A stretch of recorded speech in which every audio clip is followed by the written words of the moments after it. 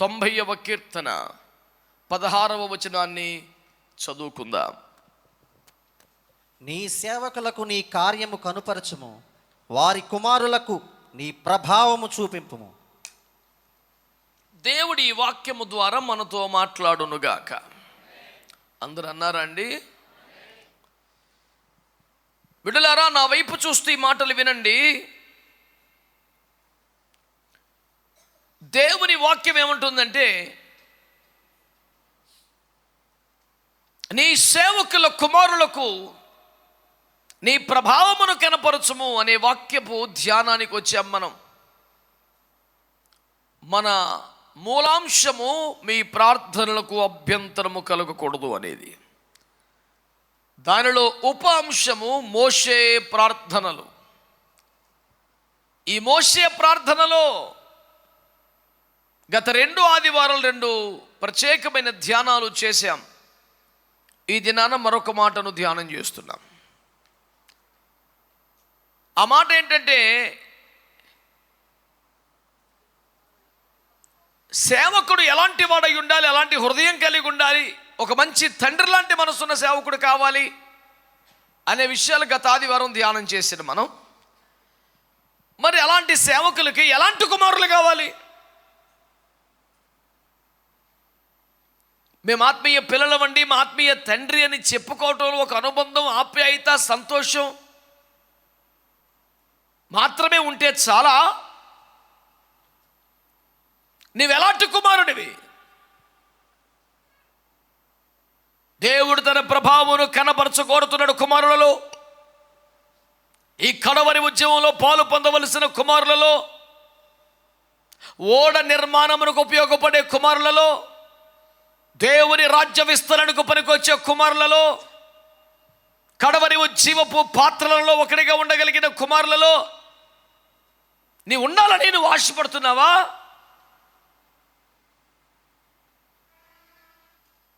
ఒక తండ్రి లాంటి మనసున్న సేవకులకి ఎలాంటి కుమారులు కావాలి అనే విషయానికి సంబంధించి ఒక సంక్షిప్త ధ్యానాన్ని మనం ఇప్పుడు చేస్తూ ఉన్నాం. బైబిల్ గ్రంథములో ఎందరో ఉత్తమమైనటువంటి స్వభావమును, సాక్ష్యమును కలిగిన కుమారులు ఉండగా, ఈ పూటకి పౌలయ్య గారికి దేవుడు అనుగ్రహించిన కొద్దిమంది కుమారుల గురించి ఓ మాటగా మనము ధ్యానం చేసి ప్రార్థన చేసుకుందాం. ప్రియులారా, పౌలయ్య గారు రాసినటువంటి ఆ సాక్ష్యాలు మనం చూద్దాం. ఫిలిప్పీ పత్రిక 2వ అధ్యాయం, ఫిలిప్పీ పత్రిక 2వ అధ్యాయం 20 నుండి 22 వరకు చదువుగా మనము విందాం. మీ క్షేమ విషయమై నిజముగా చింతించువాడు అతని వంటి వాడెవడునూ నా యొద్ద లేడు. అందరూ తమ సొంత కార్యములనే చూచుకొనుచున్నారు గాని యేసుక్రీస్తు కార్యములను చూడరు. అతని యోగ్యత మీరెరుగుదురు. తండ్రికి కుమారుడు ఎలాగూ సేవ చేయను, అలాగే అతడు నాతో కూడా సువార్త వ్యాపకము నిమిత్తము సేవ చేసెను. దేవునికి స్తోత్రం చెప్పండి. మంచిగా చెప్పారా? నా నిజమైన కుమారుడు అంటూ పలుమార్లు ప్రస్తావించినటువంటి తిమోతిని గురించి పౌలయ్య గారు రాస్తా ఉన్నారు. ఫిలిప్పీలకి లేఖ రాస్తూ పౌలు గారు అంటారు, అతని యోగ్యత మీరు ఎరుగుదురు కదా అనండి. ఆ మాట మీరంతా, నేనంటున్నాను ఈ మాటను పట్టుకొని, ఒక తండ్రి లాంటి మనసున్న సేవకులు కావాలి అని కోరుకున్న మనం మరొక మంచి మాట విందాం. యోగ్యులైన కుమారులు కావాలి.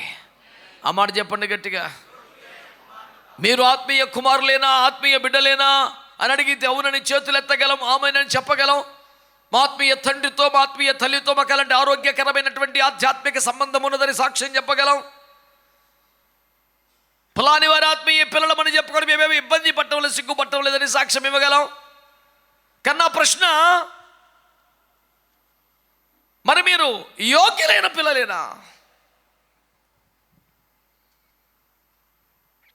అతని యోగ్యతను మీరు ఎరుగుదురు. ఫిలిప్పీలకు కూడా తెలిసిన ముచ్చటే సాక్ష్యంగా చెప్తున్నాడు మరోసారి.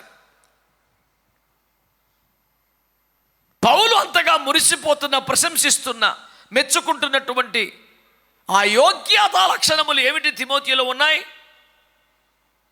ఈరోజు నేను ఆశపడుతున్నాను, ఆత్మీయ పిల్లలు, ఆత్మీయ కుమారులు తిమోతి వంటి యోగ్యులై ఉండాలని.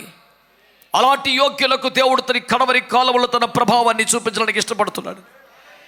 కడవరి ఉద్యమంలో వారిని కీలకమైన పాత్రలుగా వాడుకోబోతున్నాడని నేను కొండంత విశ్వాసంతో ఈ మాట ప్రకటిస్తున్నాను. నువ్వు ఆ కుమారత్వంలోకి రాగలిగితే, ఆ యోగ్యతను సంపాదించుకోగలిగితే, నువ్వు చిన్న బిడ్డవైనా, పెద్దవాడివైనా, కొత్తవాడివైనా, అనుభవనీయుడివైనా, ఇంతవరకు దేవుని రాజ్యములో నువ్వు పాలు పొందడం తప్ప నీ వలన దేవుని రాజ్యానికి ఏ ప్రయోజనం కలగలేదు అన్న ఒక వెలితిని లోపల ఎక్కడో తలుస్తూ ఉంటే, ఇదిగో ఈరోజు దేవుడు నీతో మాట్లాడుతున్నాడు. నీవు ఆ యోగ్యతలోనికి రాగలిగితే, యోగ్యమైన కుమారుడిగా ఆత్మలో ఎదగలిగితే, కడవరి ఉద్యమానికి కీలకమైన వ్యక్తిగా నువ్వు మారుతావు. దేవుడు నిన్ను వాడుకుంటాడని గ్యారంటీగా నేను మాట్లాడుతాను. ఆమేన్. లోపల మనసులో కాదు, మంచిగా చెప్పండి. తిమోతి ఒక యోగ్యుడు. ముఖ్యంగా యవనస్తుల్లా కసిరావా, నేను ఆ యోగ్యమైన కుమారుడిగా ఉండాలని ఒక తీవ్రత మీకు రావాలి. ఈ కాలములో, ఆ దినములలో పౌలు గారి సేవలో తిమోతి ఎలాగున్నాడో, ఈ కడవరి కాలములో, ఈ అపోస్తలుల బోధలో, ఈ కడవరి ఉద్యోగపు సేవలో, ఆత్మీయ తండ్రుల దగ్గర నేను కూడా ఒక తిమోతిలాగా ఉండాలి అన్న కసి, ఆశ మీలో కలగాలని నేను ఎంతగానో కోరుకుంటా ఉన్నాను.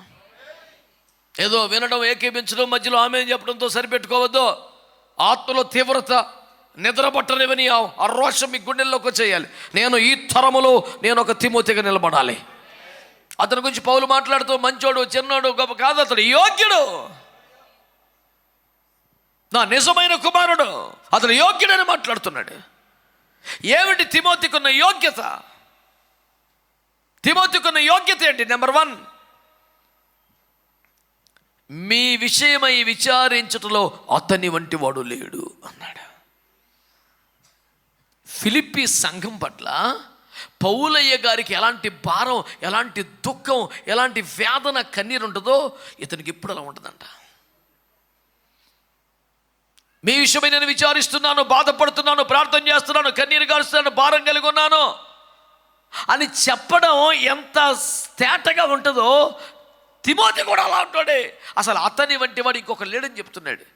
అంటే సంఘం బలపడాలని, సంఘం ఎదగాలని, సంఘం పరిపూర్ణతలకు రావాలని, సంఘము ఏ లోపం లేనిదై మహిమ కలిగిందై క్రీస్తు ఎదుట పెండ్లి కుమార్తెగా నిలబెట్టబడాలని పౌలయ్య గారికి ఎలాంటి ఆరాటం ఉంటుందో, ఎలాంటి తపన ఉంటుందో, ఎలాంటి భారం ఉంటుందో, అతని ఆత్మీయ కుమారుడిగా అతని చేతికి అప్పగించబడ్డ తిమోతి కూడా సంఘం విషయంలో అదే భారం, అదే దుఃఖం, అదే విచారం ఉంటుందంట. ఒక విశ్వాసిగా నీ కొరకు దైవజనులు విచారపడుతూ భారంతో ప్రార్థనలు చేస్తున్న ఒక కృప ఉంటే మంచిదే, కానీ నీవే సంఘం కొరకు ఆ భారాన్ని పొందుకునే స్థాయికి వస్తే ఎంత గొప్పది అది.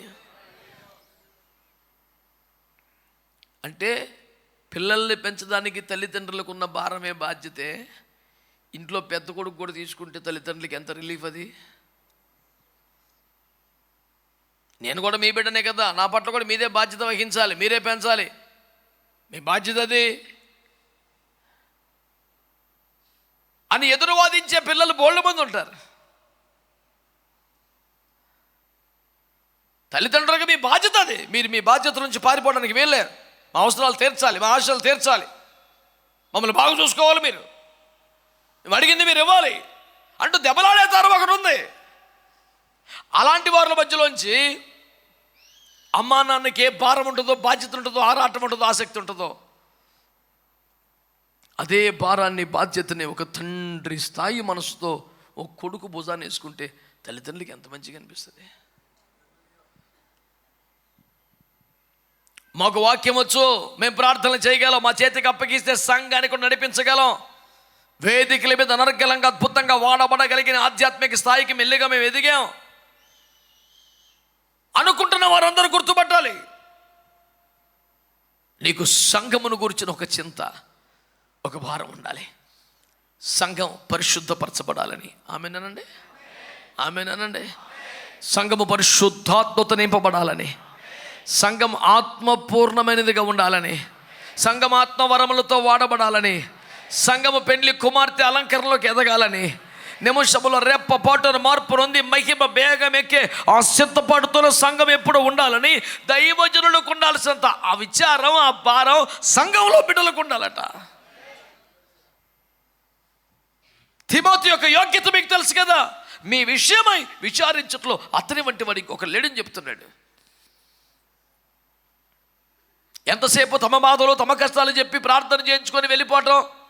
నేను ఇవాళ దీవించబడ్డాను, ఇవాళ చాలా నేను తృప్తి పొందాను, తాకబడ్డాను, ఆదరించబడ్డాను, ఇవన్నీ మంచిదే. కానీ వాటి దగ్గర మీరు ఆగిపోకూడదు.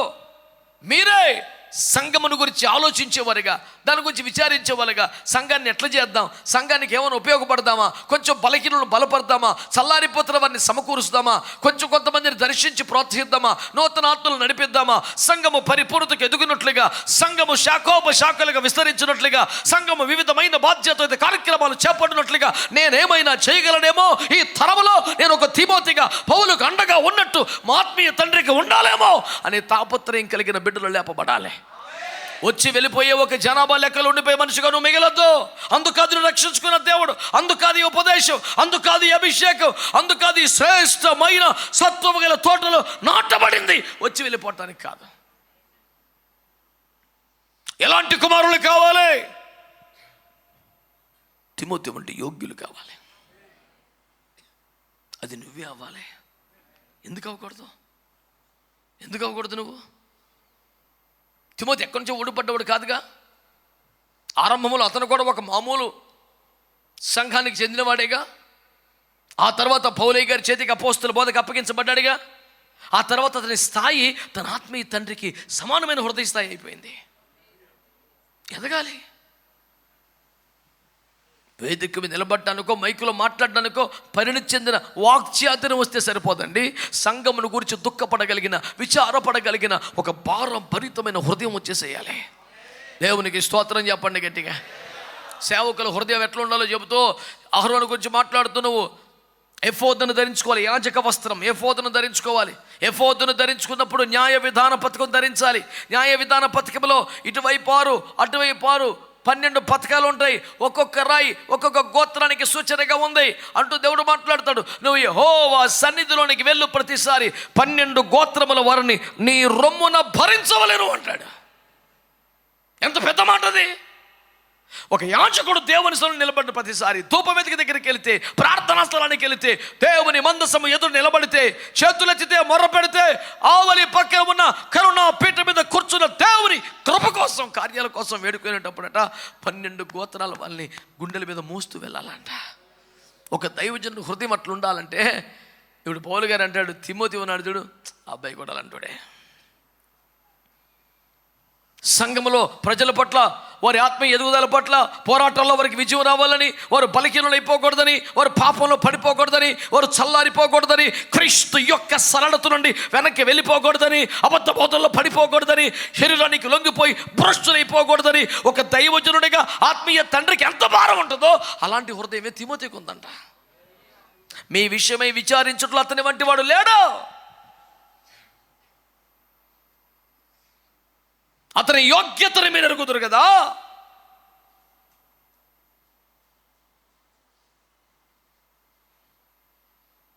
నేనైతే ఒక ఆత్మీయ తండ్రిగా గుండె నిండా ఇలాంటి ఆశ భారాన్ని కలిగే దేవుని సందులు ఎదురు చూస్తున్నాను. ఎలాంటి వారు కావాలి? తిమోతి వంటి వారు కావాలి. హల్లెలూయా, హల్లెలూయా.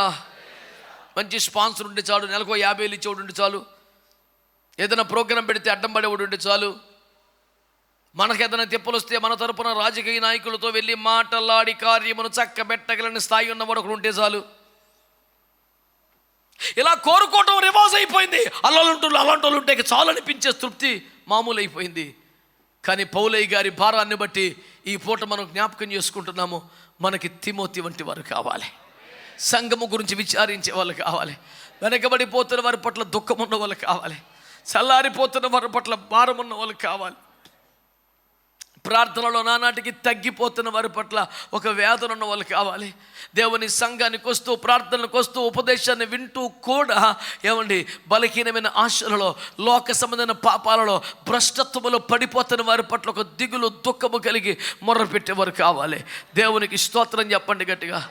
సంఘ విషయంలో ఆసక్తి లేనివారు, సంఘ విషయంలో భారం లేనివారు, సంఘం కొరకు విచారించని వారు, వెనకబడిపోతున్న వారి కొరకు చింత లేనివారు, ఏ విధము చేతనన్న దేవుని ఎదుట సంపూర్ణంగా చేసి నిలబెట్టవలసిన సంఘం ఇలా చల్లడానికి వీల్లేదని ఒక భారం కలిగిన వారు లేకపోతే ఎలా ఈ సేవ ముందుకెళ్ళద్ది? ఏ సంఘానికైనా, ఏ ఆత్మీయ తండ్రికైనా. సంఘము విషయమై విచారించే ఒక గొప్ప యోగ్యత పిల్లలారా ఈ పూట మీరు సంపాదించుకోండి.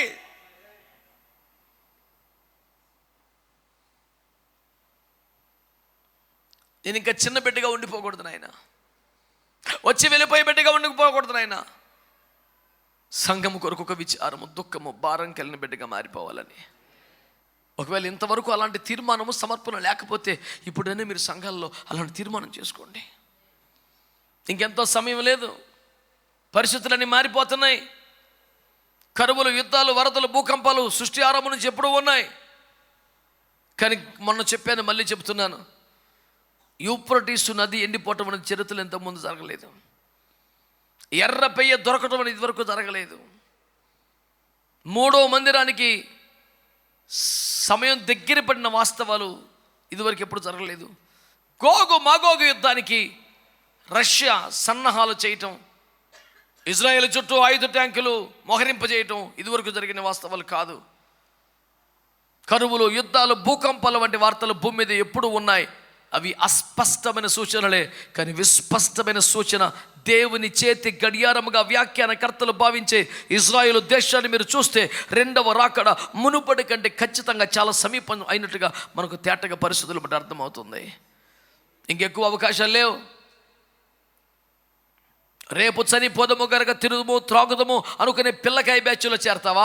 రేపు చనిపోతాం కనుక పరిశుద్ధపరచుకుందాం, నూతన పరచబడదాం, ఆ మహిమ కిరీటానికి ఆయత్తం అవుదాం అని శుద్ధీకరించుకునే పరిశుద్ధుల తలంపుల్లోకి వస్తావా? ఇంకా ఇదివరకు ఉన్నట్టుగా అవకాశాల సమయాలు లేవు.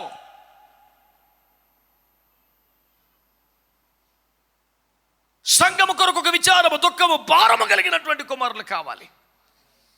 నేను అడుగుతున్నాను మరలా, నీవెందుకు అలా ఉండకూడదు? మీకు ఇష్టమైతే 2 చేతులు పైకెత్తి ఒక్క నిమిషం అన్నట్టు ప్రార్థన చేయండి. ప్రభు అలాంటి బిడ్డగా నన్ను చేయి, నన్ను ఒక తిమోతిగా చేయి, నన్ను ఒక తిమోతిగా చేయి. ఆశపడి అడగండి. చేతులు లేచినాయి కానీ స్వరం లేదు అసలు. ఈ గుసగుసలు పనిచేయవు, చేస్తే మంచిగా చేయి.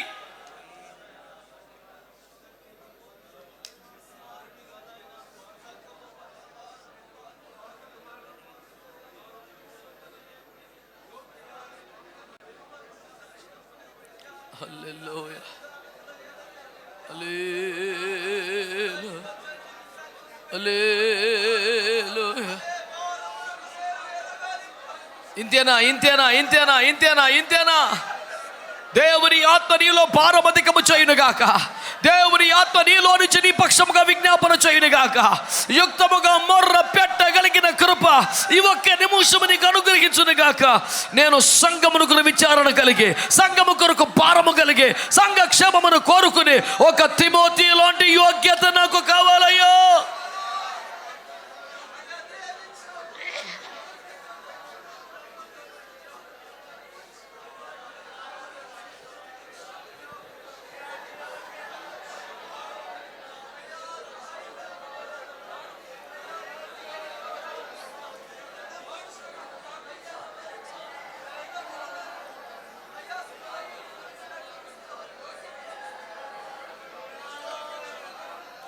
యేసు నామమున అడుగుచున్నాము తండ్రి. మన ప్రార్థనలు ఆలకిస్తున్న కృపగల తండ్రికి చప్పట్లు కొట్టి స్తోత్రం తెలియజేద్దాం. సంతోషంగా గట్టిగా. నన్ను ఒక తిమోతిగా మార్చుచున్న దేవునికి స్తోత్రం. నన్ను యోగ్యునిగా పెంచుచున్న దేవునికి స్తోత్రం. ఆమేన్. అతని యోగ్యత మనము చూస్తున్నాం. 2వ మాట, అందరూ తమ సొంత కార్యములే చూస్తారట. తిమోతి ప్రభువైన యేసుక్రీస్తు కార్యాలు చూస్తాడట. గట్టిగా ఆమేనండి. తమ సొంత పనులైతే 7 గంటలు పనిచేసే దగ్గర 14 గంటలు చేయగలుగుతారు. ఉదాహరణకి ఇల్లు కట్టుకోవాలంటే సమయం ఏమన్నా లెక్క చేస్తారా? తాపీ మేస్త్రి కానీ కూలి వాళ్ళు కానీ 5 గంటలకు 6 గంటలకు టపటపా పనులు కట్టేస్తారు కానీ ఇంటోడు కట్టేసుకోగలరా? అందరూ టైంలో వస్తారు, ఇంటోడు పని మాత్రమే చూస్తాడు. ఇదంతా క్లీన్ చేసి పడుకోవాలనుకుంటాడు, ఎన్ని జాగ్రత్త చేసి పడుకోవాలంటాడు, ఇదంతా వాటరింగ్ చేసి పడుకోవాలనుకుంటాడు. 6 అయింది కాబట్టి వెళ్ళిపోవాలనుకోడు.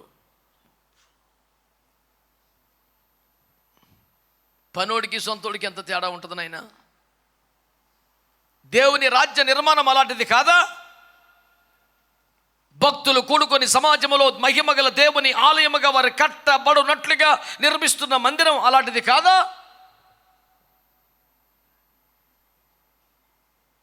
తన చేతికి అప్పగించబడిన ఆత్మల మహిమగల దేవుని ఆలయంగా కట్టుతున్నటువంటి సేవ అలాంటిది కాదా?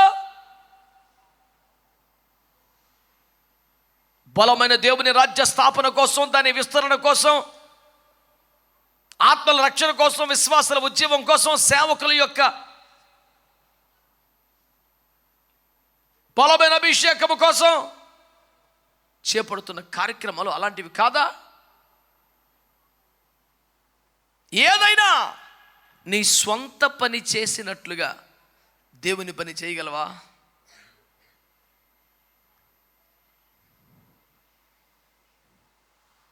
అసలు యేసుక్రీస్తు కార్యాలు చేసేంత తిరిగే భక్తులకు ఉండటం లేదట.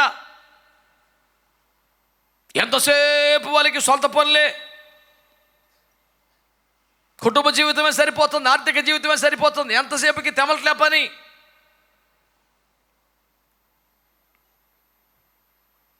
దేవుని వాక్యం తెలియజేస్తుంది,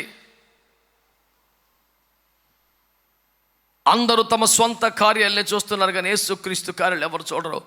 తిమోతి అలాంటోడు కాదు, ఆయన యేసుక్రీస్తు కార్యాలు చూస్తాడు. స్తోత్రం చెప్పండి. నా పని అయిందా, నా పని జరిగిందా అన్న ప్రశ్న ఆయనకు ఉండదట. యేసు ప్రభు కార్యం జరిగిందా లేదా? ఆమేన్, ఆమేన్, హల్లెలూయా. 40 సంవత్సరాల పాటు యుద్ధాలు చేసి విస్తారమైన దోపు సొమ్మును సంపాదించిన తర్వాత ఇది నా హార్డ్ ఎర్నింగ్ మనీ అని తన కోసం బిడ్డల కోసం తను ఖర్చు పెట్టకుండా 40 సంవత్సరాల తన కష్టార్జితాన్ని తీసుకెళ్ళి దేవుని మందిరానికి ఇచ్చేసినటువంటి దావీదు ఎంతటి ఆదర్శప్రాయుడు. సొలొమోను కట్టాడు అని చెప్పేసి 100 సార్లు సొలొమోను పేరు చెప్తాం కానీ సొలొమోను కష్టం ఎంత ఉంది అందులో?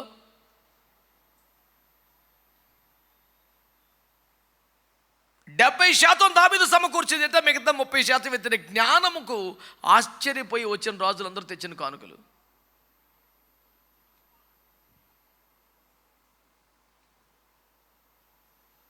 ఈయన కష్టపడి సంపాదించింది ఏముంది కనుక.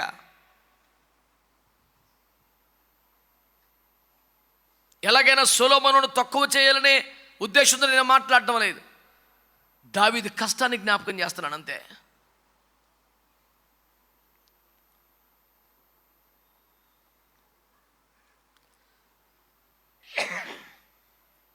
దావీదు అంటాడు, నేనైతే మంచి మిద్దెలలో ఉంటున్నాను, నా దేవుని మందసము గుడారములో ఉంది, యాకోబు యొక్క బలిష్ఠునికి యొక్క నివాస స్థలము చూచు వరకు నా కనులకు కునికిపోటు రానివ్వను, నేను పరుండు మంచం మీదకి ఎక్కను, నా ముఖ్యమైన సంతోషము కంటే యెరూషలేము క్షేమాన్ని ఎక్కువగా ఎంచకపోతే నా కుడి చేతుల నేర్పును మరచును గాక, నా నాలుక అంగిటికి అంటుకొని పోవును గాక అంటాడు. నాలుక పోయి అంగిటికి అంటుకుంటే ఇక లాలాజలం మింగేది కూడా కష్టమైపోద్ది. అన్నపానాల సంగతి పక్కన పెట్టో, జీవితం ఎంత దుర్భరం. తను అలా శపించుకుంటున్నాడు, నా ముఖ్యమైన సంతోషం కంటే ఎక్కువగా దేవుని పట్టణాన్ని ఎంచకపోతే నా గతిలో నాశనం అయిపోవాలని కోరుకుంటాడు. స్వంత కార్యాల కోసమే జీవితం అంతా ఖర్చు పెట్టేస్తున్నారు. భార్య, భర్త, పిల్లలు, కుటుంబం, ఇల్లు, పెళ్ళి, ఇదే లైఫ్ అంతా సరిపోతుంది. రేపొద్దున క్రీస్తు రాకుండా ఎత్తబడితే, న్యాయపీఠం నిలబడితే నిన్ను దేవుడు ఏమీ అడగడా? నాన్న భోంచేసేవని అడుగుతాడా? పోనీ మా అయితే బాప్తిజం పొందేవని అడుగుతాడా? పోనీ దశమాకి ఇచ్చామని అడుగుతాడా? ఈయన రేపొద్దున దేవుడు తీర్పులు అడిగేది. చాలా సింపుల్ అనుకున్న ఒక మాట అయితే అడుగుతాడా, నా కొరకు నువ్వేం చేసావు బిడ్డ అండా? అరే దానికి పెద్ద నాలెడ్జ్ ఏం అవసరం అండి? ఆ మాత్రం అర్థం అవ్వట్లేదు మనకి. నీవెక్కడని అడిగాడు? 3వ అధ్యాయంలో 4వ అధ్యాయంలో నీ సహోదరుడు ఎక్కడన్నాడు? 19కి వచ్చేపాటికి అసలు ఈ ఊళ్ళో ఎవరిని సంపాదించామని అడిగాడు. రాజులు 19లోకి వెళ్ళేప్పటికి ఇక్కడ ఏం చేస్తున్నామని అడిగాడు. ఏజ్కేల్కి వచ్చేప్పటికి దుర్మార్గుల గురించి కూడా నువ్వే లెక్క చెప్పాలన్నాడు. ఏం అడగడమన్న దేవుడు.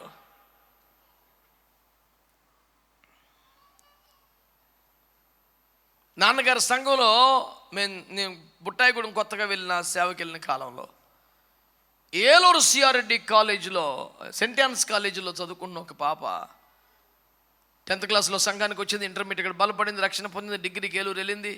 ఆ డిగ్రీ చదివిన 3 సంవత్సరాల్లో 30 మందికి బాప్తిస్మాలు ఇప్పించింది 3 yearsలో. అరే చదువుకునే బిడ్డలే ఇన్ని ఆత్మలు సంపాదించగలిగితే ఎదిగిన వాళ్ళు, పెద్దవాళ్ళు, ఒక ఆత్మ రక్షణ విలువ తెలిసిన వాళ్ళు, ఇన్నేళ్ళ నీ క్రైస్తవ జీవితంలో ఒక 10 ఆత్మలను కూడా రక్షణలోనికి దాన్ని ఏమన్నాడు బైబిల్లో? అగ్నిలో నుంచి లాగినట్టుగా కొందరిని రక్షించమని దేవుడు మాట్లాడాడు. ఎవడైతే అగ్నిలో నుంచి లాగినట్టు కొన్ని ఆత్మలు తెస్తాడో వాడు అనేక పాపములను కప్పివేయుచున్నాడని యాకోబు పత్రికలో ప్రభు మాట్లాడారు. దేవుని ఎదుట కొన్ని పాపములు లేకుండా వైపౌట్ చేయటం, డిలీట్ చేయటం నీ చేతిలో ఉందంటే దాన్ని వదులుకుంటావా ఛాన్స్? నీవు ఎంత పెద్ద భాగ్యం అది. కొందరి మనుషుల భయంకరమైన పాపములు కప్పివేసే ఛాన్స్ నీకు వస్తే, అగ్నిలోంచి బయటికి లాగే ఛాన్స్ నీ చేతికి వస్తే దాన్ని వదులుకుంటావా? దేవుడు నీకు ఆ జ్ఞానం ఇవ్వలేదా? దేవుడు నీకు ఆ తలాంతులు ఇవ్వలేదా? దేవుడు నీకు ఆ స్థాయిని ఇవ్వలేదా? ఎందుకు వాడుకోవట్లేదు? నువ్వు వచ్చి వెళ్ళిపోయే బిడ్డగా కాదు, వాడబడే బిడ్డగా ఉండాలి. ఎంతసేపు నువ్వే బలం పొందే కాదు, పొందిన బలముతో మరికొందరిని బలపరచగలగాలి. నిన్నగాక మొన్న వచ్చి కాసిన గింజలు ఏరుకుందో లేదో తాను తిని మిగిలిన గింజలు పట్టుకొచ్చి అత్తగారికి పెడుతుంది రూతమ్మ. మనం ఎంతకాలం ఏంది, ఎంతమందికి చెప్పాం వాక్యం చాలా బాగుంటుంది, మా సంఘంలో మంచి బలమైన ఉపదేశం కాదు, ఎంతమందిని బలపరచవద్దు చెప్పాలి కదా. తిమోతి యొక్క యోగ్యత ఏంటంటే తన సొంత కార్యాలు కాదు, ఇప్పుడు యేసుక్రీస్తు కార్యాలు చూస్తాడు. మందిరం, సభ, పరిచర్య, సువార్త, పరిశుద్ధుల కొరకు ఏదో తాపత్రయం. ఈ మాటలు వింటుండగానే పరిశుద్ధుల కొరకైన పరిచర్లో కానీ, సువార్త విశ్వాసపక్షంగా చేసే పోరాటములో కానీ, యెహోవా మందిరమును గుర్చిన పరిచర్లో కానీ, నూతన ఆత్మల రక్షణలో కానీ, సంఘ ఉద్యమములు కానీ ఏదో ఒక కార్యమును నెరవేర్చగల సామర్థ్యానికి ఎదగాలని నేను ప్రభు పేరట నీకు పిలుపునిస్తా ఉన్నాను. దేవునికి స్తోత్రం కలుగునుగాక. హల్లెలూయా, హల్లెలూయా. దేవుని వాక్యములో రాస్తున్న మంచి మాటలను మీరు శ్రద్ధగా గమనించుకోవాలని ప్రభు పేరట నేను మీకు మనవి చేస్తున్నాను. దేవునికి స్తోత్రం కలుగునుగాక. ఆమేన్. హల్లెలూయా, హల్లెలూయా. దేవుని బిడ్డలారా, మీరు వాక్యం ఆలకిస్తే తిమోతి గురించి మాట్లాడుతూ అతడు నా ఇబ్బందులను ఎరిగియు నన్ను వెంబడించాడు. 2 రకాలు. ఒకటి పౌలయ్య గారు కండ్ల జబ్బు కలిగి ఉండేవాడట. గలతీ పత్రిక 4లో ఆ బాధ చూడలేక గలతీ విశ్వాసులు తమ కండ్లు తీసి ఆయనకి ఇవ్వాలని ఇష్టపడ్డారంట. వైద్యం అంతా ఎదిగిన రోజులు కావు కాబట్టి జరగలేదు, కానీ సంఘానికి అలాంటి ఆశ ఉండేదంట. మాకెందుకు, మా కళ్ళు ఉన్న ఒకటి లేకపోయిన ఒకటి ఇంట్లో కూర్చుంటాం, మేము కదలకుండా కూర్చొని తిరిగే వాళ్ళం కాదు, ఎట్టకడ తిప్పలు పడతాం. నువ్వు ఆసియా కొండ మొత్తం తిరుగుతున్నావు, ఇన్ని సంఘాలు, ఇన్ని ప్రాంతాలు, ఇంత సేవ చేస్తున్నావు, నీకేమో సమస్య కళ్ళకు వచ్చేసింది. ఆ పౌలు గారి కళ్ళ సమస్య తనకు చూపు మందగించడంతో మాత్రమే కాకుండా తన ప్రక్కన కూర్చున్న వాళ్ళు కూడా ఇబ్బంది పెట్టేలాగా ఒక అసహ్యకరమైన ఇబ్బంది కలిగేలా ఉండేదట. గలతీయులకు లేఖ రాస్తూ మీకు శోధనగా ఉండిన నా వ్యాధిని బట్టి అయినా సరే మీరు నన్ను అసహించుకోలేదు, సాక్షాత్తు క్రీస్తు వలె దేవదూత వలె నన్ను మీరు చేర్చుకున్నారు అని వారి కృతజ్ఞతలు రాశాడు. ఇలాంటి ఇబ్బంది ఆయనకు ఉందని తెలిసి ఆయనకి వ్యక్తిగతంగా పర్సనల్గా సేవలు చేయడానికి తిమోతి సమర్పించేసుకున్నాడు. అక్కడ ఏం రాశాడు? తండ్రికి కుమారుడు ఎలాగో సేవలు చేస్తాడో అతను అలా చేశాడు నాకని. అతనికి ఒక భయంకరమైన వ్యాధి ఉంది, పక్కన కూర్చొని కూడా ఇబ్బందిగా ఉంటుందంట. కానీ అలాంటి వ్యాధి కలిగిన సేవకుడికి పరిచర్య చేయడానికి పూర్తిగా సమర్పించుకున్నాడు. సికింద్రాబాద్లో మహిమ గల సేవ చేసి మహిమలోకి వెళ్ళిపోయిన దైవజనులు డేవిడ్ రాజయ్య గారి సాక్ష్యం కొన్ని వందల సార్లు, ముఖాముఖి ఒక 10-20 సార్లు, యూట్యూబ్ ద్వారా కొన్ని వందల సార్లు విన్నాను నేను. గొప్ప దైవజనుల దగ్గర ఆయన పరిచర్య చేశారట. ఆ దైవజనుడు 2 కన్నులు లేని పూర్తి పుట్టుగుడ్డి దైవజనుడు. ఆ దైవజనుడికైనా 14 సంవత్సరాలు నమ్మకంగా ఒక చంటి బిడ్డకు తల్లి ఎట్లాంటి సేవలు చేస్తూ అలాంటి సేవలని చేశారంట. ఆయన చివరి దశలోకి వచ్చినప్పుడు అయ్యగారిని పిలిచి, డేవిడ్, ఇక నేను చివరి వయసుకు వచ్చేసాను, నేను ఒకవేళ చనిపోతే ప్రభు దగ్గరికి వెళ్ళిపోతే నిన్నెవరు పట్టించుకోరు, దిక్కులను వైపు అందరిని వదిలిపెట్టి సేవకు వచ్చావు, నిన్నెవరు చూడరు, రోడ్డును పడిపోతావు, నేను ఉండగానే నీకు కూడా ఏదో ఒక బ్రాంచ్ ఇస్తాను, ఏదో ఒక సేవ అప్పగిస్తాను, నువ్వు నమ్మకంగా చేసుకోకూడక అంటే నాకు వద్దయ్యా అనేవరట. అదేమిరా, అదేమి నీకు అర్థం కావట్లే, నేను ఒకవేళ చనిపోతే ప్రభు దగ్గరికి వెళ్ళిపోతే నేను ఎవ్వరు చూడరో పట్టించుకొని బతుకు రోడ్డు పాలైపోద్ది, ఏ మందిరంలో ఉంచారో బ్రాంచ్ ఎవరో, నీకు రూపాయి ఉండదు నాన్న, పాడైపోతావురా, ఇంతకాలం నమ్మకంగా సేవ చేసావు, నీ భవిష్యత్తును తలుచుకుని నాకు దుఃఖంగా ఉంది, మంచి బ్రాంచ్ ఒకటిస్తాను చేసుకున్నా, నమ్మకంగా పరిచయం చేసుకోరా అంటే నాకు వద్దయ్యా.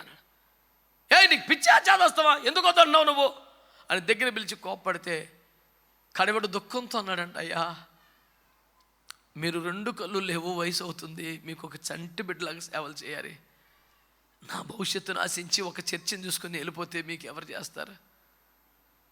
అయ్యా మీరు చచ్చిపోయిన తర్వాతే నేను బయటికి వెళ్తానంటే అప్పుడు నిజంగా వెళ్తే నీకు మాత్రం చెప్పే గతి, నీకు రూపాయి దొరకదు, నేను రోడ్డు మీద పడిపోతావు అని పలుమార్లు చెప్పారంట. పర్లేదయ్యా, అడుక్కుని తిన్నా బతుకుతాను కానీ మిమ్మల్ని ఇలా వదిలిపెట్టి వెళ్ళలేను, ఒక చంటి బిడ్డకి చేసినట్టు చెయ్యాలి, ఎవరు చేస్తారు? చెయ్యరు. నిజమేలేరా, నాకు ఇంకేముంది, అయిపోయింది వయసు, నేను చచ్చిపోతాను, కానీ నీవు నాశనం అయిపోతావు నాన్న, నిన్నెవ్వరు చూడరురా అని ఆయన కన్నీరు మున్నీరుగా బతిలాడు ఎవడంట. ఈయన మాత్రం వద్దు నాన్నగారు, నువ్వు ఉన్నంతకాలం నీకు చేసి వెళ్తాను, నేను కరెక్ట్గా నా తర్వాత రోడ్డును పడిపోయిన పర్లేదు, అడుక్కు తింటాను, కానీ నేను మట్టుకు వెళ్ళను, నేను వదిలిపెట్టి వెళ్ళాను ఎలాగ నేను అంటే ఆయన చేతులు ఎత్తయ్యా, నా కొడుకును దీవించయ్యా అని ఏడ్చి ప్రార్థన చేసేవాడంట. నిజంగానే ఆయన చనిపోయే వరకు ఆయన దగ్గర ఉన్నారు. చనిపోయిన తర్వాత నిజంగానే కట్టుబట్టలతో రోడ్డు మీదకి పంపించారంట. ఏమి లేదు, ఏడ్చి ప్రార్థన చేస్తుంటే మద్రాసు ప్రాంతం నుంచి దేవుడు సికింద్రాబాద్ వెళ్ళమని చెప్పారంట. కట్టుబట్టలతో వచ్చారు అయ్యారు, డబ్బులు లేవు, గట్టిగా 4-5 జతల బట్టలు లేవు, ఎరిగిన మనుషులు ఎవరు లేరు, ఆ దేవ దర్శనం పట్టుకొని వచ్చారు. ఈ రోజున హైదరాబాద్, సికింద్రాబాద్ జంట నగరాల్లో డేవిడ్ రాజయ్య గారి సేవలో తక్కువ అంటే ఒక 6-7 వేలు, 8-9 వేల మంది విశ్వాసులు ఉన్నారు. పెద్ద పెద్ద మందిరాలు, బలమైన సంఘాలు ఉన్నాయి. కొన్ని వందల మంది వారి ఆత్మీయ నాయకత్వంలో అప్పగించుకొని సేవ చేస్తున్న వారు ఉన్నారు. మాకు ఆత్మీయ తండ్రిగా ఉండిన సురేష్ అయ్య గారు ఆ డేవిడ్ రాజయ్య గారి సేవలో బయటకు వచ్చిన మొట్టమొదటి సేవకుడు అన్నమాట. ఎక్కడికి వెళ్ళినా సురేష్ నా జ్యేష్ఠ కుమారుడు, నా ప్రథమ ఫలం అని అయ్య గారు చెప్తూ ఉంటారు. మేరక్క గారు సురేష్ అయ్య గారి ఆత్మీయ కుమార్తె. అయ్యగారి దగ్గర నుంచి సేవకు వెళ్ళిన వాళ్ళు డేవిడ్ రాజు గారి ఆత్మీయ కుమార్తె. ఆ రామగుండం, గోదావరి కని భయంకరమైనటువంటి పరిస్థితులలో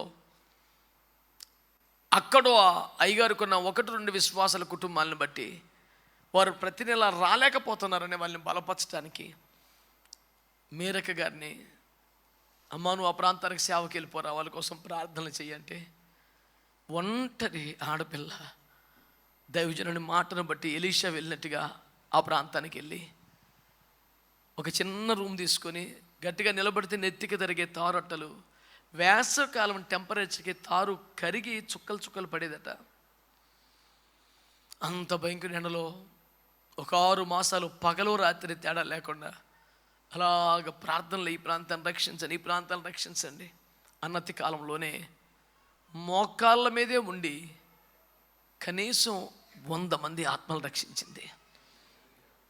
100 మంది విశ్వాసులు అయిపోయిన వాళ్ళకి బలనివ్వాలి, ఒక సేవకుడు కావాలి, ఎలా మరి అని అడిగితే అప్పుడే ఇంజనీరింగ్ కంప్లీట్ చేసుకుని సంపూర్ణ సేవకు వచ్చి తన వద్ద ఎదుగుతున్నటువంటి సురేష్ గారని యవనస్తుని, కొడుకా నువ్వు వెళ్ళరా, అక్కడ అక్క వెళ్ళింది 100 మందిని దాకా సంపాదించింది, నువ్వు ఆ సేవను కాపరిగా చూసుకోవాలి నాన్న వెళ్ళు అని ప్రార్థన చేసి అయ్యగారిని పంపించారంట. 2 తెలుగు రాష్ట్రాల్లో డేవిడ్ రాజ్ అయ్య గారి యొక్క హస్త నిక్షేపంతో సేవకులైన వారు ఎన్ని వేల మంది ఉంటారో, లక్షలాది మంది దీవించబడే గుడారాల పండుగలో కనీసం 20 సంవత్సరాల పైన డేవిడ్ రాజా గారి ప్రసంగం లేని గుడారాల పండగ లేదు. శుక్రవారం రాత్రి వచ్చేసరికి, ఆ పగలకొడికి వచ్చేసరికి లక్షల జనం వచ్చేవారంట అయ్యగారి ప్రసంగం కోసం. అగ్ని వలె దైవజనుడు వాడబడుతూ ఉండేవాడు. ఈ రోజున మీకు మనవి చేస్తున్నాను, అలాంటి దైవజనులే ఈ కడవరి కాలపు సేవను కొనసాగించడానికి ఒక అపోస్తలునిగా నన్ను అభిషేకించినప్పుడు నా దుఃఖం ఆగలేదు. వారి చేతుల మీదే ఒక మందిరాన్ని ప్రతిష్ఠించుకునే అవకాశం వచ్చినప్పుడు నా సంతోషానికి అవధులు లేకుండా పోయినాయి. దేవుని వాక్యాన్ని మీరు బాగా ధ్యానం చేస్తే ఈ కడవరి కాలంలో కడవరి ఉజ్జీవానికి సిద్ధపడుతూ ఎదురు చూస్తున్న మనకి దేవుడు ఒక సవాల్ ఇస్తున్నాడు. నీవు అలాంటి కుమారుడిగా ఉండగలవా? నా ఇబ్బందిని తెలిసి కూడా నన్ను వెంబడించాడయ్యా. అబ్బో ఇలాగైతే కష్టమని ఎవరన్నా జారిపోతారు, కానీ ఇలా ఉందని తెలిసే తిమోతి వచ్చాడంట. ఇది ఒక రకం అయితే, రెండో రకం పౌలు గారు ఏ ఊరు వెళ్తే ఆ ఊర్లో అన్ని దెబ్బలు కొట్టేవారు, జైల్లో పెట్టేవారు. పౌలు గారితో కూడా ఉంటే దెబ్బలు తగలటం ఖాయం. ఈయన కూడా ఉంటే ఈ శాఖలన్నీ చెయ్యాలి, ఈయన కూడా ఉంటే దెబ్బలు తినాలి. ఈ 2 తెలితే ఎవడు? ఆ 2 తెలిసి తిమోతి వచ్చాడంట. అతని యోగ్యత మీరే ఎగుతురు కదా అని మాట్లాడుతున్నాడు. నేటి దినాల్లో అలాంటి తిమోతిలు ఎక్కడైనా ఉంటారేమోనని భూతద్దం పెట్టి వెతకాల్సిన రోజులు వచ్చేసాయి. వాస్తవం ఒప్పుకోవాలంటే అలాంటి పౌరులు కూడా కరువైపోయారు. ఎటు కాకుండా మిగిలిపోయాం అన్నట్టుగా మనం చేతులు ఎత్తాల్సిన స్థితిలో ఉన్నాం. ప్రభువా, మాకు పౌలు వంటి తండ్రులు కావాలి, తిమోతి వంటి కుమారులు కూడా ఈ కడవరి కాల భారతదేశ సంఘానికి కావాలి. ఇది మీ నిత్య ప్రార్థన అయిపోవాలి ప్రియులారా. ఈ మాట పలకుండా మీరు ప్రార్థన ముగించకూడదు. కడవరి ఉజ్జీవపు స్వప్నం మీకు ఉన్నట్లయితే ఇది మీ ప్రార్థన అయి తీరాలి. నా కుటుంబం కోసం, వారి బాగోగుల కోసం మాత్రమే ప్రార్థన చేసుకుంటానంటే నీకు ఇంత పెద్ద పని పెట్టను, కానీ కడవరి ఉజ్జీవం కొరకు కనులు కలిగే స్థాయికి నువ్వు వస్తే నువ్వు ఈ ప్రార్థన చేయాలని కోరుతున్నాను. గట్టిగా ఆమేనండి. హల్లెలూయా. ఎలాంటి కుమారులు కావాలి? తడుకోకుండా చెప్పాల్సిన మాట, తిమోతి వంటి యోగ్యులైన కుమారులు కావాలి. సంఘముల గురించి విచారించేవాడు, తన సొంత కార్యములు కాదే ఎప్పుడు దేవుని సేవా సంబంధమైన కార్యాలు చూసుకునేవాడు. దైవ జనుని ఇబ్బందులు ఎరిగి కూడా ఆయన వెంబడించేవాడు. ఒక తండ్రి కుమారుడు ఎలా చేస్తాడో అలాంటి సేవలన్నీ చేసేవాడు.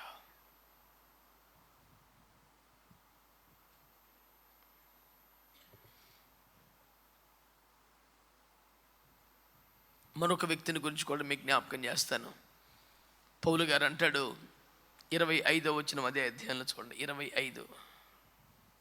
మరియు నా సహోదరుడును జతపనివాడును నా తోడి యోధుడును మీ దూతయు నా అవసరమునకు ఉపచరించిన వాడునైనా. వరుస పెట్టి 5 మాటలు చెప్పాడండి ఎపఫ్రోదితుని గురించి. బా, ఒక్కొక్క మాట చదువునన్నా. నా సహోదరుడును, నా సహోదరుడు, నా తోడి యోధుడు, జతపనివాడు, నా జతపనివాడు, మీ దూతయు, మీ దూత, నా అవసరములలో నాకు ఉపచరించిన వాడు. ఎవరంట ఆయన? ఎపఫ్రోదితు అనండి గట్టిగా. ఎపఫ్రోదితు అనే వ్యక్తి అట పౌలు గారి గురించి మాట్లాడుతున్నాడు. పౌలు గారు ఆయన గురించి, అతను నా సహోదరుడు, నా జతపడివాడు, నా తోటి యోధుడు. అంటే ఒకవేళ సేవలో దేవుని రాజ్య స్థాపనలో నేను ఒక బలమైన యోధుని అయితే నాతో సమానముడు అంటాడు. బా, ఎవరు రేంజ్ అండి? నా జత పనివాడు, కొలీగ్, కోవర్కర్, కోలేబరర్, నా జత పనివాడు, నాతో సమానంగా పోరాడగల తోటి యోధుడు, మీకు దూత. అంటే మీకు ఏదన్నా ఇన్ఫర్మేషన్ ఇవ్వాలంటే నేను పంపే నమ్మకం నిగ్ధితుడు, నమ్మకమైన దూత, నా సహోదరుడు, నా తోటి యోధుడు, నా జత పనివాడు, మీకు దూత. ఇన్ని క్వాలిటీస్ ఉండి 5వ క్వాలిటీ ఏంటంటే నా అవసరములలో నాకు ఉపచరించిన వాడు. సేవ కొరకు ఎవరైనా సహాయపడేవారు, సహకరించేవారు ఉండడం సహజమే. దేవుని రాజ్యం కొరకు, దేవుని మందిరం కొరకు, దేవుని సేవ కొరకు ఎవరైనా ముందు వస్తారు. కానీ దైవజనుల వ్యక్తిగత అవసరాలు ఎవరు చూస్తారు? అసలు ఇంత పరిచర్య జరుగుతోందంటే దేవుని బిడ్డలందరూ సహకరిస్తూ బట్టే కదా. మేమేదో వ్యాపారాలు చేసేవి సంపాదించట్లేదు కదా. అనేక సార్లు చెప్పాను సంఘంలో, నిత్యము ఇంతమంది పోషించబడుతున్నా, నిత్యము ఇన్ని కార్యక్రమాలు చేస్తున్నా, ఈ బెరాక అపోస్తలిక సంఘం అనే పరిచర్యలు కేవలం మీరు ఇస్తున్నటువంటి మీ కష్టం, మీ కానుకలు, మీ సమర్పణలతోనే జరుగుతుందని ఇప్పటికి ఎన్ని వందల సార్లు యూట్యూబ్లో కూడా చాలా విని చాలామంది చెప్తూ ఉంటారు. దేవుని సేవ కొరకు, దేవుని రాజ్యం కొరకు, దేవుని పరిచర్ల కొరకు భక్తులు ఉదారాలంగా సహకరించడం మనం చూస్తున్నాం, వింటున్నాం. కానీ పౌలు గారు అంటాడు ఎపఫ్రోదితు గురించి, అతడు నా అవసరాల్లో చూసుకున్నాడు. ఇన్ని వందల మంది బిడ్డలను కలిగి ఉన్న మేము కూడా చాలా అరుదుగా వింటాం. ఒక బిడ్డ నాకు 5,000 రూపాయలు కానుకేసింది ఫోన్పేలో. ఎవరబ్బా అని చూస్తే, uncle please use this only for your personal expenses, it is not for the ministry but for you.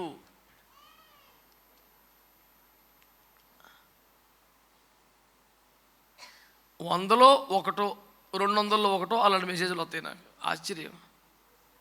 దేవుని కృపను బట్టి ఉల్లిపాయకి ఇచ్చింది మిరపకాయకి, మిరపకాయకి ఇచ్చింది కరివేపాకి ఖర్చు పెడితే నాకు అలవాట్లేదు. దేనికి ఇస్తే దానికే. అకౌంట్ చాలా క్లారిటీగా ఉంటుంది.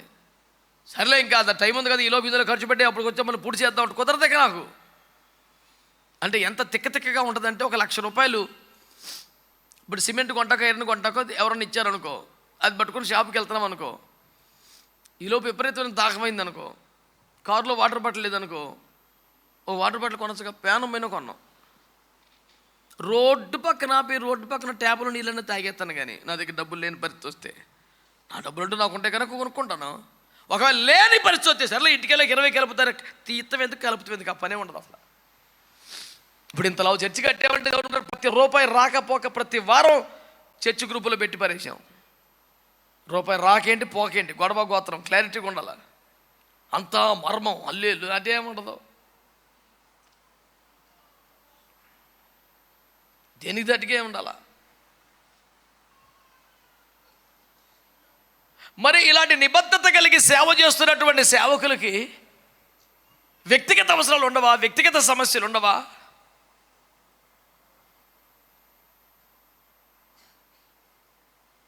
ఎపఫ్రోదితట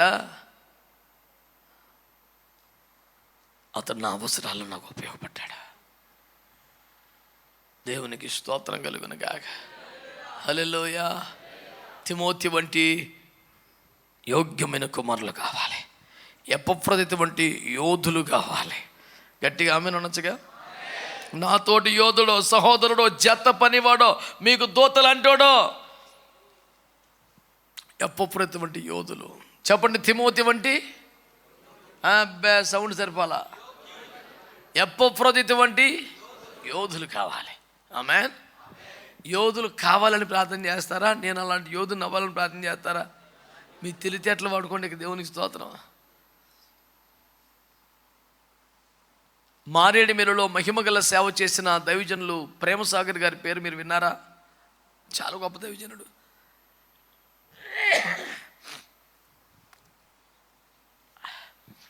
మారేడుమిల్లి ప్రాంతంలో ఇప్పటికీ 95 నాటికి చెప్తున్నాను. నేను సేవకు వచ్చిన కొత్త 94లో వచ్చాను. నేను 95, 96 నాటికి కొండలలో 24 గదులతో బైబిల్ కాలేజీ కట్టాడు.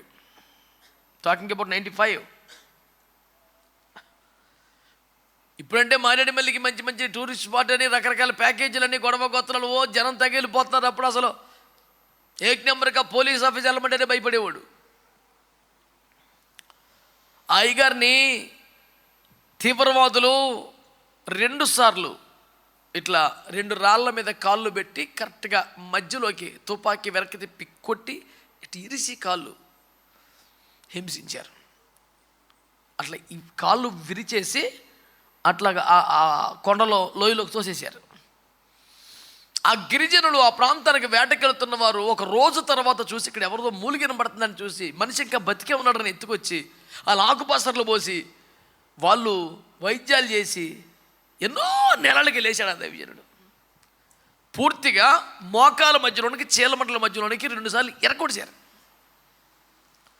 అయినా కొండల మీద నడిచి తక్కువ అంటే ఒక 1000 మంది పాస్టర్లు తయారు చేసి ఉంటాడు. ఇక విశ్వాసం లెక్క వదిలే నువ్వు బైబిల్ కాలేజీ పెట్టి. ఫస్ట్ నుంచి కొండల్లో బాగా అలవాటైన మనిషి ఏమో కాదు. మద్రాసు తెలుగు బ్యాప్టిస్ట్ సంఘానికి కాపరి.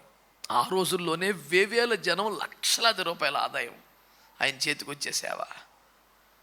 మిషనరీ మీటింగ్ ఒకటి పెట్టి థీమ్ సాంగ్ రాయమని బాగా పాటలు రాస్తారంట ఆయన. అయ్యగారు ఒక థీమ్ సాంగ్ రాసి పెట్టండి అంటే భారతదేశ సువార్త సంగమా భూమిదివి సంగమమా అని ఒక పాట రాశాడు. మీకు భవిష్యత్తు చాలామందికి వినుంటారు. ఆ పాట రాసి ఆయన ట్యూన్ చేసి ఆ క్వైర్కి నేర్పుతున్నారంట. ఇక పొద్దున్న జనం రావటం కూర్చొని భారతదేశ సువార్త సంగమా భూమిదివి సంగమమా అని నేర్పుతూ ఉంటే వాళ్ళు నేర్చుకుంటూ ఉంటే అందులో ఒకటి కొండల్లోకి కోనల్లోనికి స్వార్థికులను పంపండి, మిషనరీలను పంపండి అని ఒక శరణం అన్నమాట. అది నేర్పుతుంటే అందరు నేర్చుకున్నారంట. ఒక పెద్ద స్వరము గంభీరంగా, నువ్వెందుకు వెళ్ళవు అని. ఎవరు లేరు. అట బ్రహ్మ ఆలాపన మళ్ళీ నేర్పుతున్నాడు. నా కుమారుడా నువ్వే వెళ్ళు. ప్రభు నేనా? ఇంత పెద్ద సంఘం, నువ్వు అప్పగించిన బాధ్యత నేను ఎలాగ వెళ్ళిపోతాను? నేను చూసుకుంటాను, నేను వెళ్ళు. లేదు ప్రభు యవనస్తులను రైజ్ చేస్తాను, పంపిస్తానంటే నువ్వే వెళ్ళు. ఆయన భార్య మద్రాసులో టీచర్ గారు, ఈయనేమో పెద్ద సంఘానికి కాపరి. పిల్లల్ని వేసుకొని టీచర్ జాబ్ రిజైన్ చేయించి ఈ చర్చిని రిజైన్ చేసి పిల్లల్ని వేసుకొని ఎక్కడికి వెళ్ళమంటావంటే ఆ మారేడుమిల్లి చూపిస్తే ఒక సుసంపన్నమైన సౌభాగ్యవంతమైన మహానగర జీవితంలోంచి భార్యను కూడా రిజైన్ చేయించి పిల్లల్ని వేసుకొని బయలుదేరి మారేడుమిల్లికి వచ్చాడు. అప్పుడు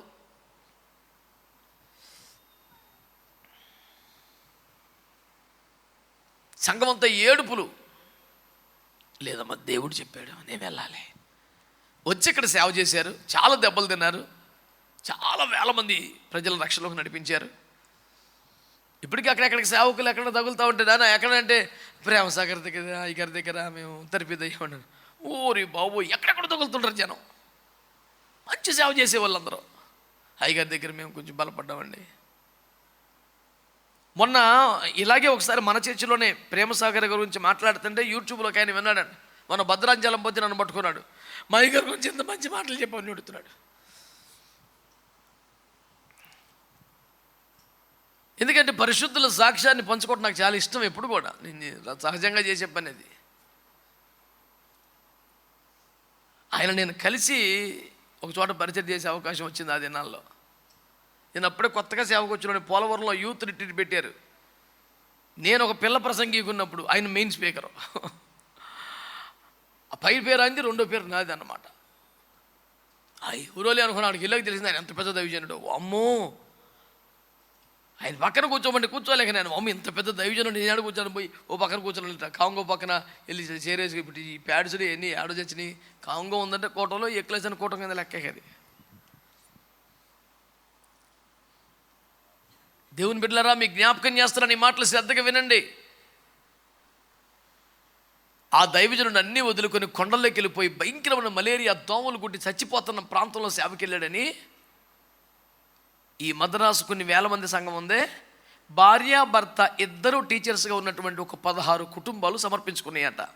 ఏమని తెలుసా, ఒక్క జీతంతోనే బతకలేక బోల్డ్ మంది, ఒక జీతం కూడా ఒక ఉద్యోగం లేకుండా కూలి పనులు చేసుకొని పోతున్న ఎడ్యుకేటెడ్ బోల్డ్ మంది ఉన్నారు.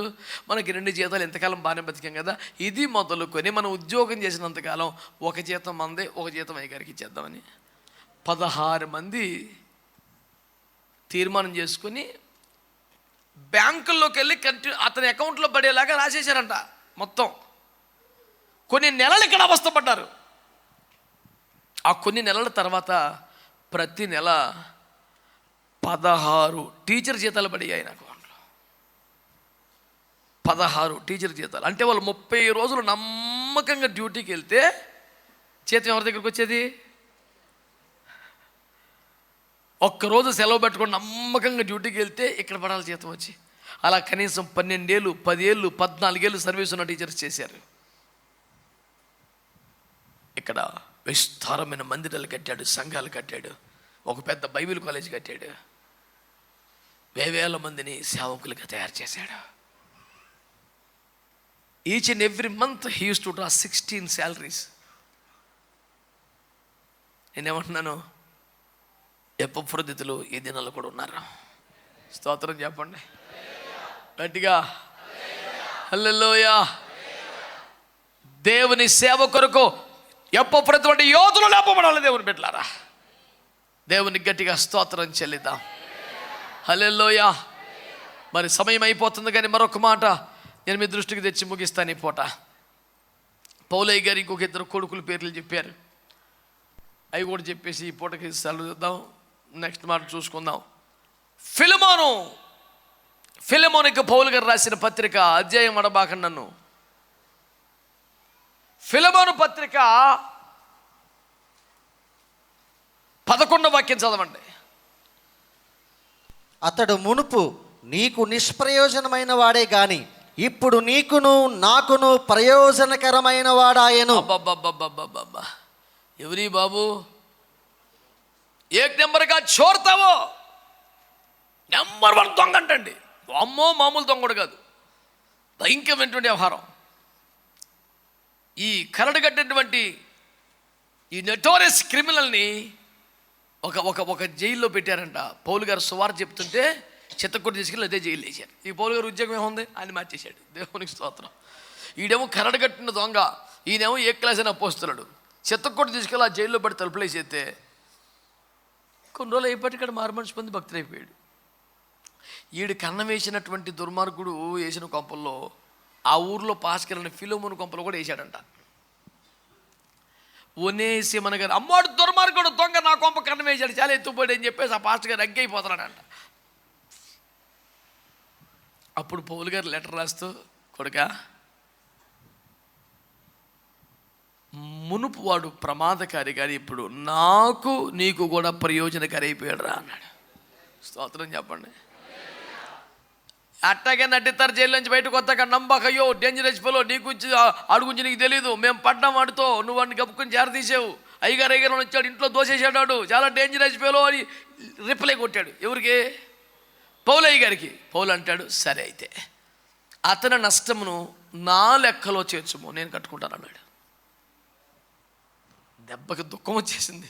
అయ్యా అదేంటయ్యా, నువ్వు కడతావేంటి, నేను కడతావేంటి, ఎవరిదైనా అదేంటయ్యా, సరే మాఫీ, ఏమొద్దులే.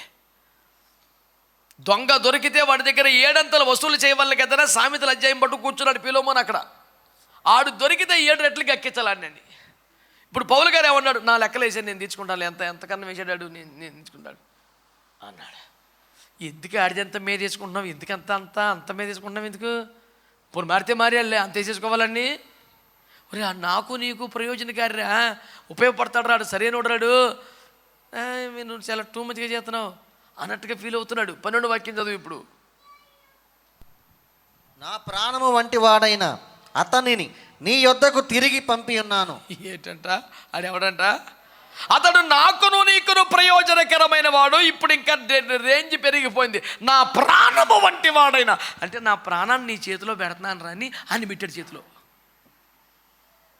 ఇంకా ఫిలిమన్ ట్రీట్మెంట్ ఎట్లా ఉండాలా? ఇది నా తండ్రి ప్రాణం, ఇది నా దైవజనుడి ప్రాణం, ఇది నా పోస్తులని ప్రాణం. ఎవడాడో ఒకప్పుడు కొట్టేసినోడు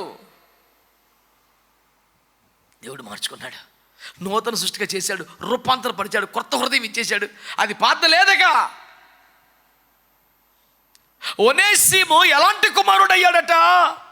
ప్రయోజనకరమైన కుమారుడయ్యాడట, ప్రాణము వంటి కుమారుడైపోయాడట. స్తోత్రం చెప్పండి, చెప్పాలి గట్టిగా.